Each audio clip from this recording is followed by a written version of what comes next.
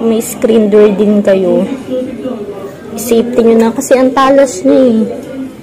Nakakasugat talaga siya. Guys, kung meron kayong mga screen door, ayan, nilalagyan na namin siya dito ng malambot na park. Ano yan nilalagay mo, mahal? Ito. Para tong styro, pag tumigas, nasugatan kasi si Bujek dito.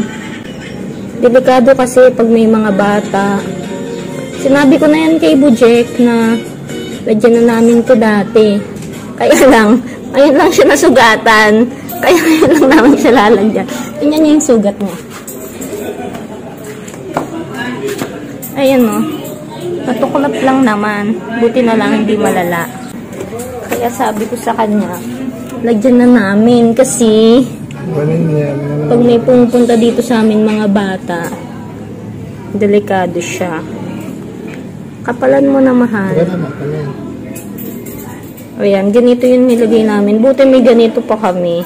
Kung may screen door din kayo, safety nyo na kasi ang talas niya eh. Nakakasugat talaga siya. Ayusin naman, mahal.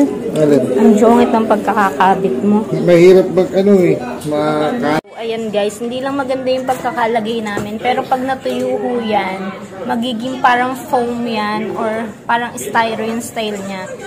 Kaya pag napadikit ka dyan, di ka na masusugatan. Kasi delikado yun sa mga bata eh. Mabuti na yung nag-iingat tayo. Ganito siya.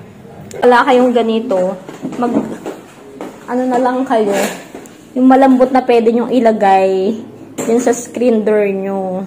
Pero kung gusto nyo naman ng ganito, ilagay ko na lang ho ang link sa yellow basket. Thank you for watching. Bye-bye.